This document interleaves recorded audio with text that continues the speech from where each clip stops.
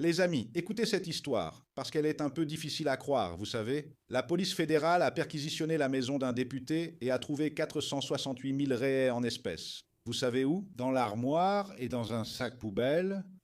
Quand la nouvelle a éclaté, le député a décidé de s'expliquer. Il a dit que l'explication était simple. Selon lui, cet argent venait de la vente d'une maison. Voilà, c'était tout. Mais alors la police a décidé de vérifier si cette histoire tenait debout. Elle est d'abord allée voir l'acheteur de la maison. Selon l'enquête, la conclusion est que cette personne n'avait pas les moyens financiers de payer le prix du bien immobilier. Et là vient la deuxième surprise. La documentation de la vente de la maison n'a été faite qu'après la saisie de l'argent. Donc, selon la police, il y avait une maison qui aurait été vendue, payée en espèces, sans aucun document prouvant cette transaction. Les documents n'ont été présentés qu'après.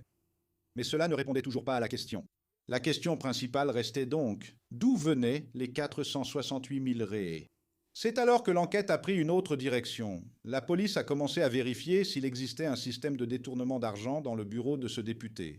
Selon l'enquête, les entreprises étaient engagées pour fournir des services fictifs ou surfacturés. La Chambre payait et ensuite une partie de cet argent revenait en espèces au député. C'est là qu'apparaît un détail qui a beaucoup attiré l'attention des enquêteurs. Les billets retrouvés dans l'armoire portèrent des sceaux avec le nom d'entreprises justement liées à ces contrats. La police a aussi levé le secret bancaire de ces sociétés. Et là, selon ce qui a été découvert, chaque fois qu'elles recevaient les paiements de la Chambre, peu de temps après, elles effectuaient de gros retraits en espèces. Le député a affirmé que tout cela n'était qu'un acharnement.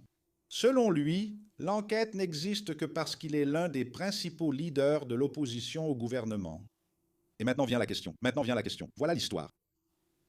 Voici le député Sostenes Cavalcante, chef du PL, le parti de Bolsonaro, à la Chambre des députés. Et maintenant, je veux connaître votre avis. Croyez-vous à l'explication de Sostenes Cavalcante ou pensez-vous que l'explication de la police est plus plausible? Dites-le moi dans les commentaires.